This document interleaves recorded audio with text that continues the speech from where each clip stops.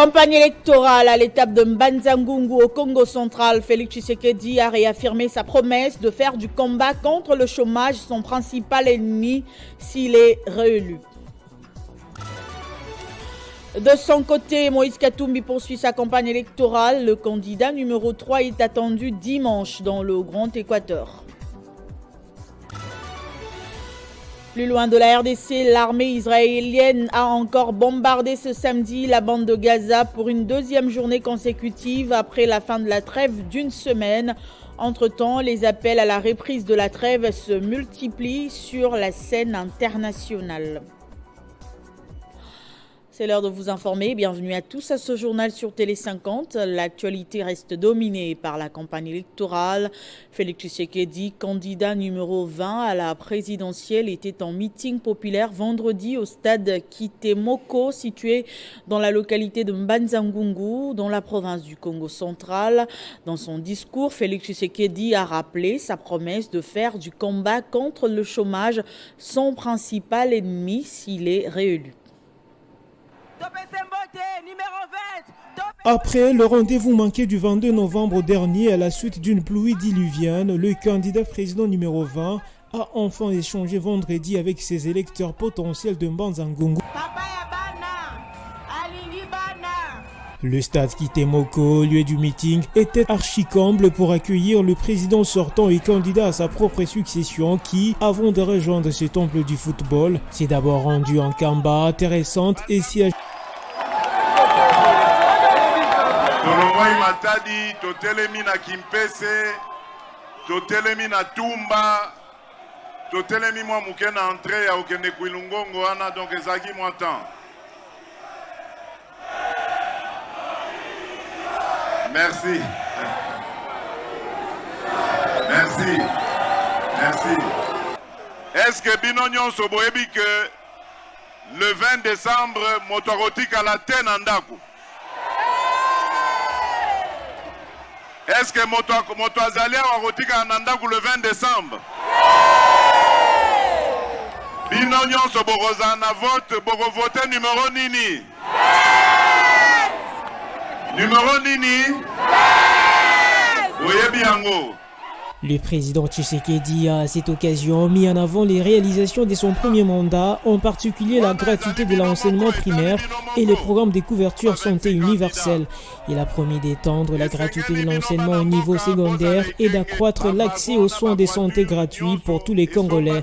Félix Tshisekedi a également souligné l'importance du programme de développement local des 145 territoires et de l'agriculture, en offrant aux agriculteurs des ressources pour augmenter leur récolte et nourrir le pays.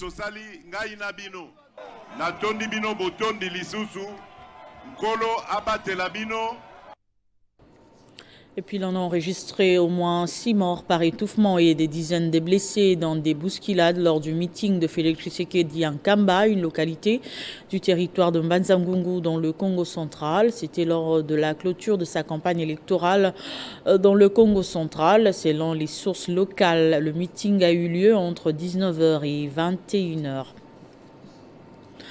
Vous êtes nombreux à nous suivre au Sankuru. La ville de Lodja dit oui au candidat président de la République Moïse Katumbi après une descente triomphale dans cette ville dans le cadre de sa campagne électorale. Le candidat numéro 3 promet d'améliorer les infrastructures à tous les niveaux et rétablir l'eau et l'électricité une fois élu président de la République. Regardez.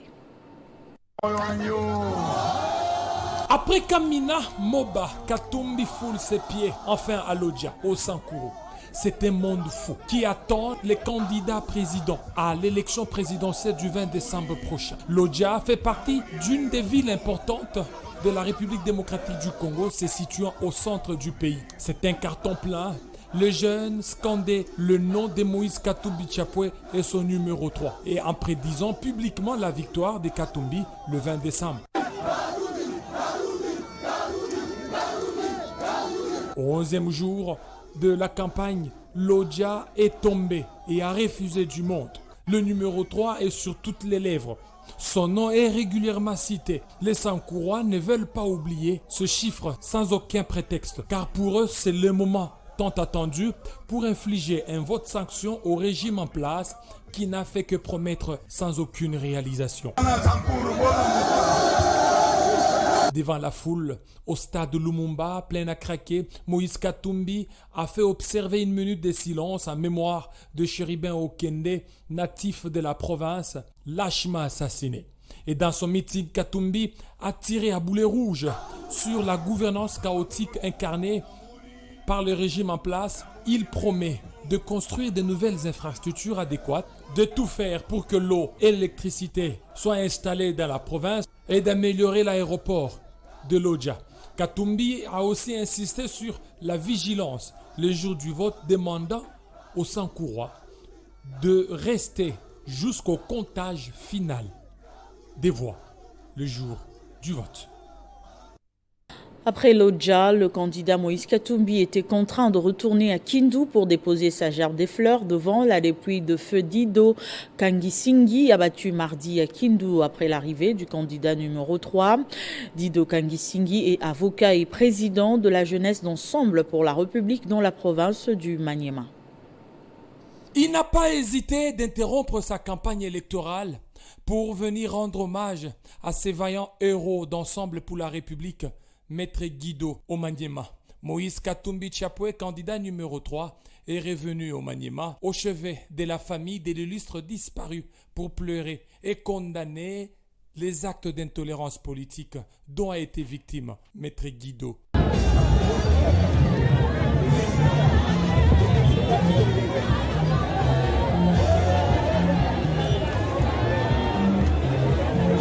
C'est dans le fief électoral de son conseil spécial Salomon Kalonda, candidat numéro 130 aux législatives provinciales du Maniema, et croupissant injustement, maintenant 6 mois en prison et gravement malade.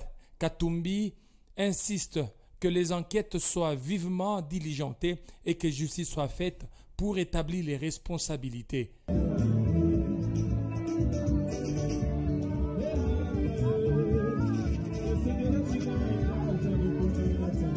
Maître Guido Kassingi, avocat de son État, au barreau de Kindu, cadre d'Ensemble pour la République, lâchement assassiné lors de l'arrivée du candidat numéro 3, Moïse Katumbi, dans le cadre de sa campagne au Maniema, laisse derrière lui une veuve et 6 enfants. Pour sa famille, ses confrères et amis, la meilleure manière de lui rendre hommage, c'est de continuer son combat par un vote sanction contre ses détracteurs.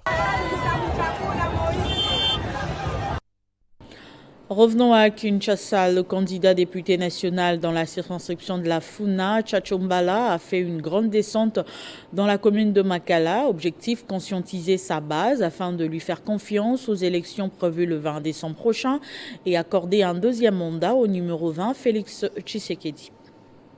Sous la pluie pleine des bénédictions que le candidat député national dans la circonscription électorale de la Funa, Akawakao Tchatchombala, a entamé pour la 1e fois sa campagne électorale à Kinshasa, précisément dans la commune de Makala. Accueilli comme un roi, une marée humaine l'a accompagné jusqu'au terrain Gassia, l'endroit réservé pour son meeting populaire. Devant une foule immense, l'homme d'affaires congolais Tchatchombala sensibilise tout d'abord la population de voter utile et de ne pas céder aux promesses des flatteurs.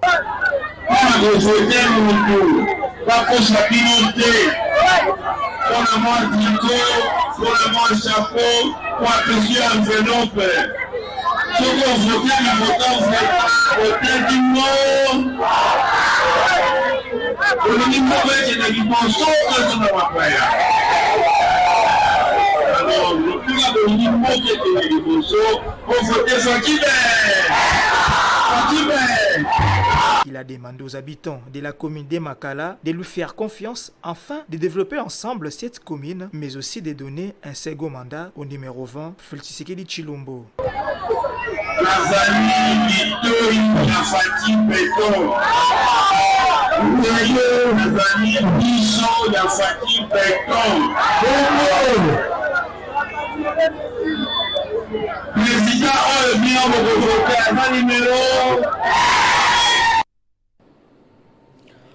Autre chose à présent, la montée en puissance de la stigmatisation fondée sur les considérations tribales à la base des tensions persistantes entre Katanga et Kasaïen préoccupe le vice-premier ministre en charge de l'Intérieur et Sécurité. Ce dernier a reçu une délégation des sénateurs de l'espace Grand Kasaï pour discuter de la question.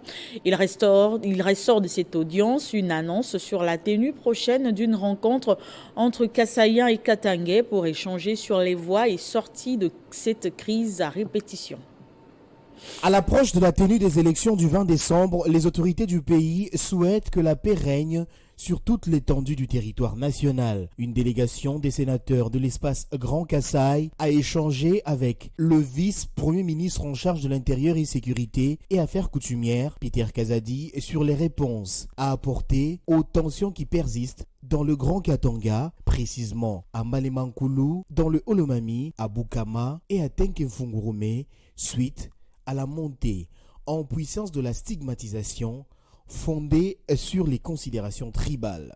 À la tête de cette délégation, le sénateur Denis Kamba Nchimbumbu a indiqué que des résolutions ont été prises au cours de cette rencontre avec le vice-premier ministre en charge de l'Intérieur et Sécurité. Il a annoncé notamment la rencontre dans le prochain jour entre les notables du Grand Katanga et ceux de l'espace Grand Kasaï. Mais nous ne pouvons que continuer à lancer un message de paix et de la coexistence pacifique conforme à l'article 151 de notre Constitution, article 30, mais aussi l'article 16 de la Constitution qui parle de la vie humaine qui reste sacrée. Nous sommes tous des Congolais et pendant cette période de la campagne électorale, nous avons besoin de la paix et la coexistence pacifique intercommunautaire. Le vice-premier ministre en charge de l'Intérieur et Sécurité, Peter Kazadi, qui a eu une oreille attentive au cours de cette audience, a promis de s'impliquer pour que la paix règne entre l'espace Grand Kasaï et Grand Katanga.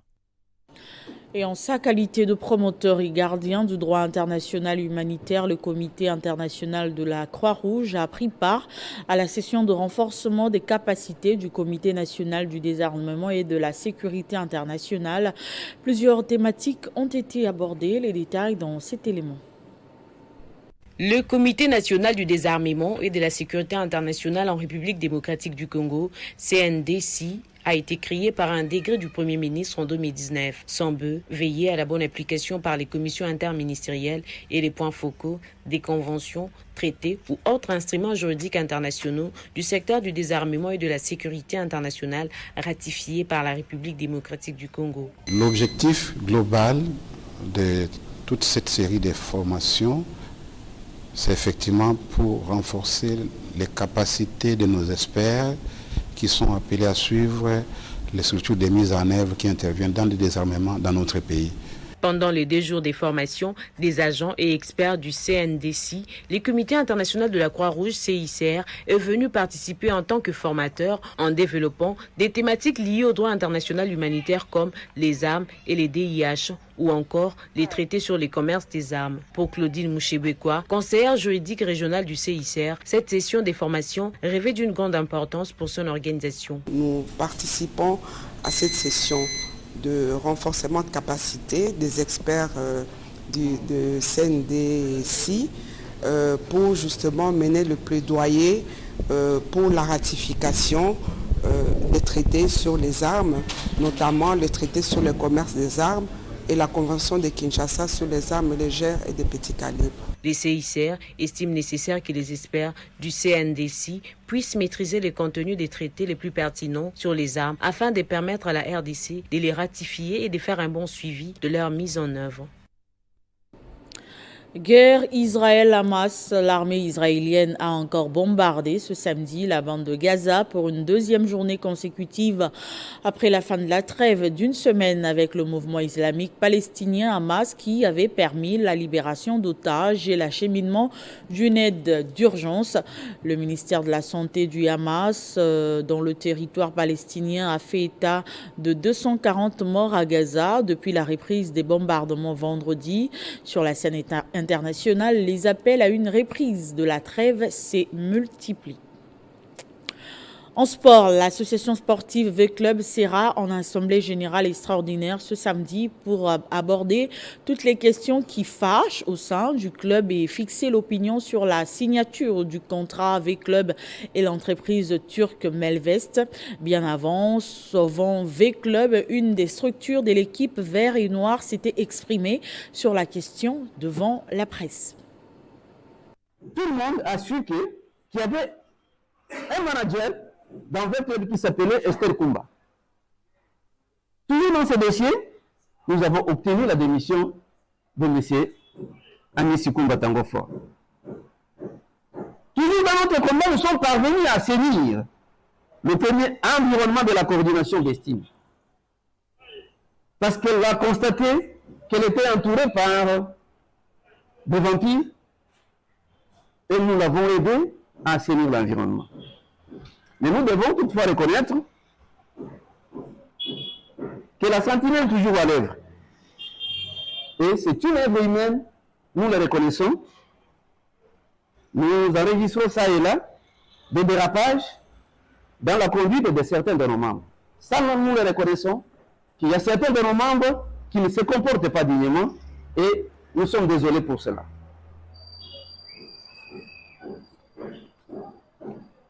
Dossier partenariat V-Club et nos amis turcs. Les évidences sont là. Tous les Véclibiens, nous disons tous les Véclibiens, ont accueilli à bras et à corps ouvert la nouvelle. Tous les Véclibiens, sans exception. Que personne ne trompe qu'il y a quelqu'un qui est opposé à l'arrivée des Turcs. Tout le monde. Et sachez également que le tout-puissant Mazembe reçoit cet après-midi Mamelodi Sundowns pour le compte de la deuxième journée de la phase de groupe de la Ligue des Champions. Battus à l'aller par Pyramide d'Égypte, les Corbeaux veulent se relancer en prenant 3 points face au Sud-Africains qui avait étrillé Nouadhibou le week-end dernier. Ce journal est terminé, place au rappel de titres. Campagne électorale à l'étape de Mbanza-Ngungu au Congo central, Félix Tshisekedi a réaffirmé sa promesse de faire du combat contre le chômage son principal ennemi s'il est réélu. Pendant ce temps, le candidat président Moïse Katumbi poursuit sa campagne électorale. Il est attendu dimanche dans le Grand Équateur. Loin de la RDC, l'armée israélienne a encore bombardé ce samedi la bande de Gaza pour une deuxième journée consécutive après la fin de la trêve d'une semaine. Entre-temps, les appels à une reprise de la trêve se multiplient sur la scène internationale. C'était l'essentiel de l'actualité. Merci de nous avoir suivis et restez fidèles au programme de Télé 50.